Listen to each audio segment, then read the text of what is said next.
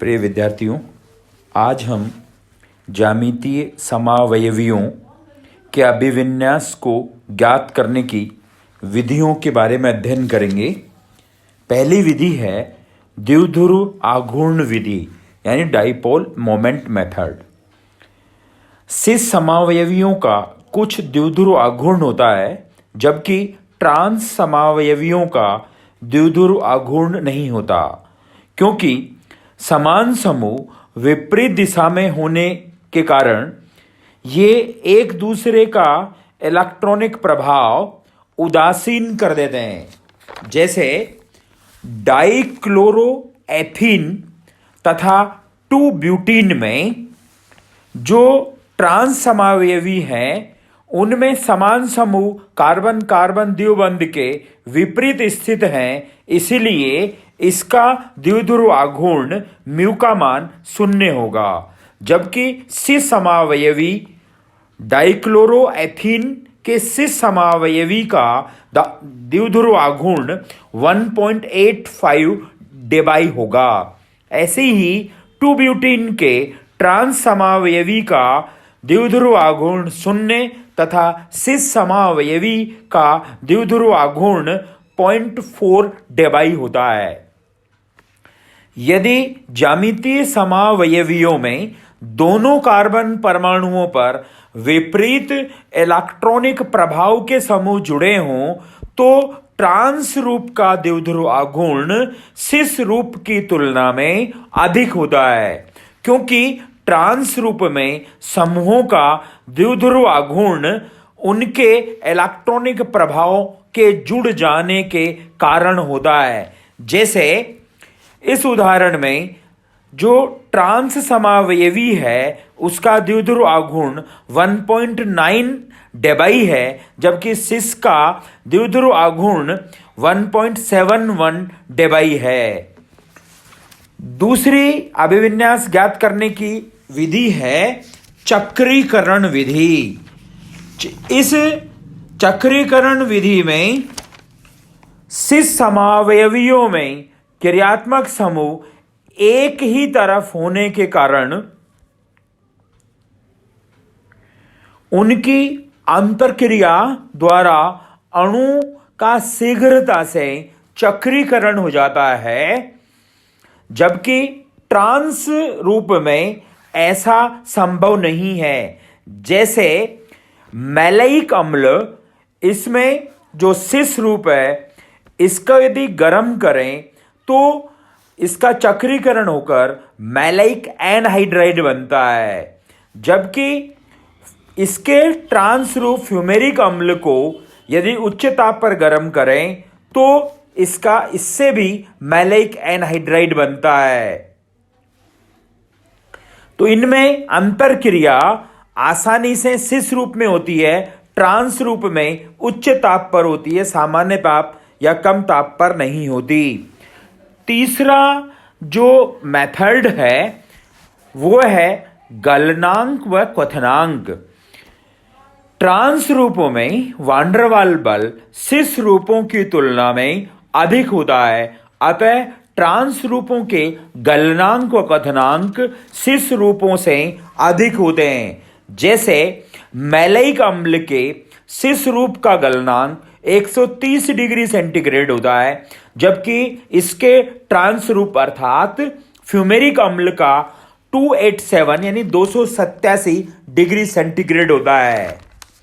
यदि विपरीत इलेक्ट्रॉनिक प्रभाव वाले दोनों समूह कार्बन परमाणुओं पर जुड़े हुए हों, तो वान डेर वाल बल सिस रूप का अधिक हो जाता है, अतः ऐसी स्थिति में सिस रूपों के गलनांक व क्वथनांक ट्रांस रूपों से अधिक होते हैं। जैसे आइसोक्रोटोनिक अम्ल, ये सिस रूप है, इसीलिए इसका गलनांक 150 डिग्री सेंटीग्रेड है। क्रोटोनिक अम्ल इसी का दूसरा समावयवी यानी ट्रांस रूप है, इसमें गलनांक 78 डिग्री सेंटीग्रेड है। इन सब विधियों के अतिरिक्त आधुनिक विधियों में एक्स किरण तथा स्पेक्ट्रोस्कोपी की सहायता से भी ज्यामितीय समावयवियों के विन्यास का निर्धारण किया जा सकता है। अब हम बात करेंगे किरेल केंद्र रहित असममित किरेल अणु की त्रिविम समावयवता के बारे में। कुछ ऐसे यौगिक होते हैं जिनमें किरेल केंद्र उपस्थित नहीं होता, फिर भी वे प्रकाशिक समावयवता दर्शाते हैं और ध्रुवण घूर्णक होते हैं। ऐसा यौगिक के स्वयं असममित होने के कारण होता है। जैसे बाइफेनिल यौगिकों में ध्रुवण घूर्णक होने की प्रवृत्ति होती है। इसके लिए दो शर्तें होनी चाहिए।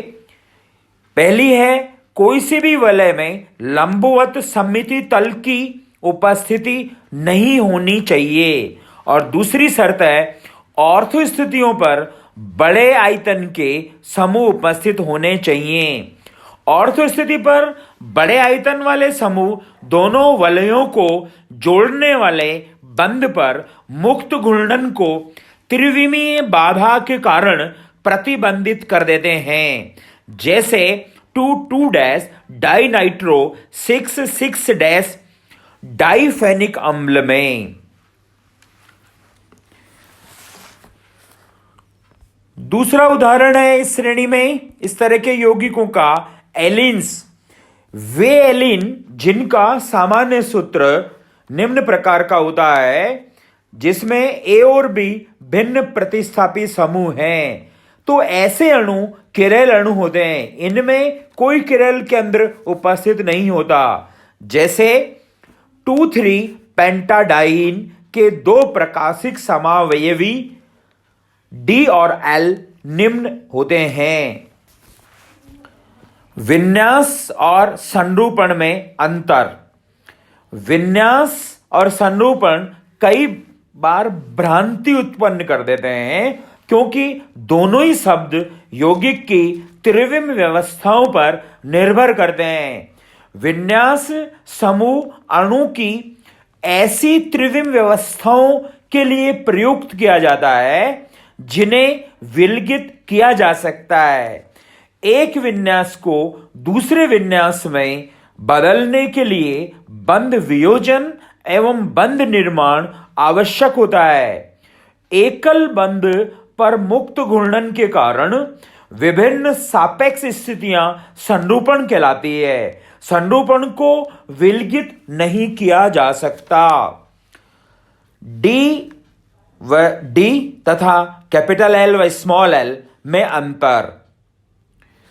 डी तथा एल किसी यौगिक की संरचना के बारे में जानकारी देते हैं, यानी कैपिटल डी और कैपिटल एल संरचना की जानकारी देते हैं, जबकि स्मॉल डी व स्मॉल एल उसके प्रकाशिक गुण को बताते हैं। अर्थात कैपिटल डी और कैपिटल एल अणुओं के विन्यास को प्रदर्शित करते हैं। अणु की ग्लिसरल्डिहाइड की तरह संरचना लिखने पर यदि OH समूह या अन्य क्रियात्मक समूह दाएं हाथ की तरफ स्थित हो तो वह कैपिटल डी विन्यास कहलाता है, और यदि OH बाईं तरफ हो तो वह कैपिटल एल विन्यास कहलाता है। स्मॉल डी ऐसे यौगिक के नाम के पहले लिखते हैं जो समतल ध्रुवित प्रकाश के तल को दाईं ओर घुमा देता है, जबकि बाईं ओर घुमाने वाले यौगिक के पहले स्मॉल एल लिखा जाता है। स्मॉल डी व स्मॉल एल अथवा कैपिटल डी व कैपिटल एल का आपस में कोई संबंध नहीं होता। आजकल स्मॉल डी व स्मॉल एल के स्थान पर क्रमशः प्लस व माइनस लिखा जाता है। रेसिमिक मिश्रण के वियोजन की स्तंभ वर्णलेखी विधि। यह विधि इस तथ्य पर आधारित है कि कुछ अधिशोषक पदार्थों में यदि रेसिमिक मिश्रण का विलयन डाला जाए तो एक प्रतिबिंब रूप दूसरे प्रतिबिंब रूप की तुलना में अधिक तीव्रता से अधिशोषित होता है, तीव्रता से अधिशोषित होने वाला रूप स्तंभ में ऊपर ही अधिशोषित हो जाता है, जबकि दूसरा रूप शीघ्रता से नीचे की ओर आ जाता है। निक्षालक यानी इलुएंट की सहायता से दोनों रूपों को पृथक पृथक विलयन के रूप में प्राप्त कर लेते हैं। सर्वप्रथम इस विधि का उपयोग कैम्फर व्युत्पन्नों को वियोजित करने में किया गया था, जिसमें डी लैक्टोस अधिशोषक के रूप में लिया गया था।